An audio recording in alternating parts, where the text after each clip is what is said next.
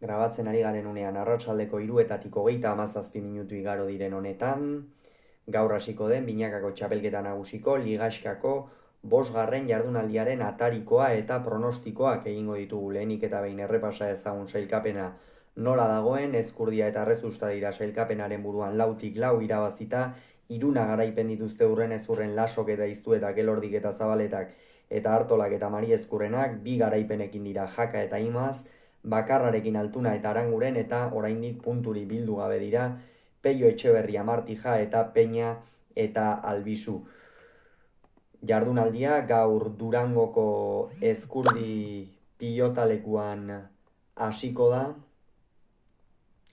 Jakak eta Imazek Elordi eta Zabaletaren aurka jokatuko dute, hemen Elordi eta Zabaleta irtengo dira, favorito nabarmen xamar, atzean Jose Javier sekulako mailan ari da.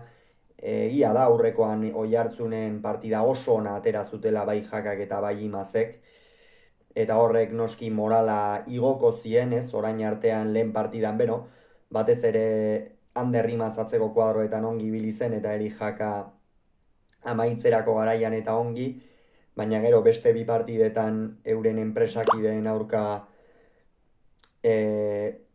asko sufritu zuten, eta beno, hor ikusi beharko da, atzean Zabaletak zenbaterainoko nagusitasuna duen, Jakak izango dituen abagune urri horietan asmatu beharra dauka, bestela Jakak eta Imazek ez dute inongo aukerarik izango partida hau aurrera ateratzeko. Asteazkenean Ezkurdia eta Errezusta Artola eta Mari Ezkurrenaren aurka izango dira. Hemen Artola eta Mari Ezkurrena irtengo dira favorito aze partida, horren analisia izango duzu Eguberri egunez, benetan Eguberri egunez partida hobea jartzea zaila izango zen txapelketa honetan, partida ederra zalantzari gabe, eta lidertza jokoan izango dena.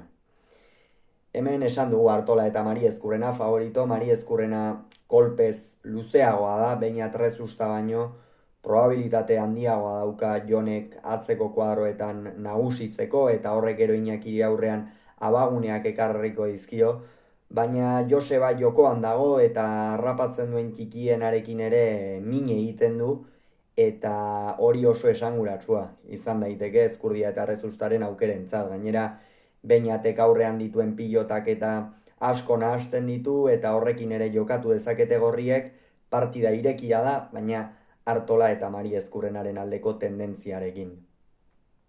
Ostegunean Tolosan Beotibarren, Altuna eta Aranguren, Peña eta Albizuren aurka. Peñak eta Albizuk esnatu beharra daukate, izan ere punturi gabe dira, geuk egin genuen pronostiko horretan ez genituen, barruan ematen, baina puntuak biltzen hasi beharra dira aukeraren bat izan nahi badute, eta hemen Altuna eta Aranguren irtengo dira favorito. Atzo Jokin Altunak lehen zatian eman zuen erakustaldia, lehen 2 zatietan, 17 eta 4 arte, ikusgarria izan zen benetan. Nahi izan zuen modura mugitu zuen pilota, Artola eta Mari Ezkurrena ia beti mugimenduan zituen, eta hori mugarri izango da noski beretzat, azken 2 partidetan dezentez asko sufrituta baitziren, bai Altuna eta bai Aranguren, eta atzo naiz eta azkenerako buelta eman zieten Artolak eta Mari Ezkurrenak, nik uste ondorio positiboak ere atereak izango direla, eta horiek Tolosan aplikatu nahiko dituztela. Gainera Aitor Aranguren berme handi xamarrarekin ikusi genuen atzeko kuadroetan, azkenerako jada ezin zuen pilota kendu, baina une batean behintzat Mari Ezkurrenarekin nahiko parean izan zen, eta Albizu kontuan hartuta kolpe gutxiagoko pilotaria dela, hemen Altuna eta Aranguren irtengo dira favorito nabarmen xamar. Peñak eta Albizuk zer egin beharko dute? Nabarmen Albizuk alik eta gehien nagusitu eta Peñak aurrean amaitu. Bestela ez badu amaitzen, Jokinek atzo erakutsi zuen, zenolako arriskuarekin dagoen, eta honek ez du barkatuko. Eta ostegunean baita ere Laso eta Iztu eta Peio Etxeberria eta Martijaren aurka izango dira. Hemen Peio eta Martija hartuko ditugu favorito, naiz eta oraindik ez duten punturik bildu nafarrek.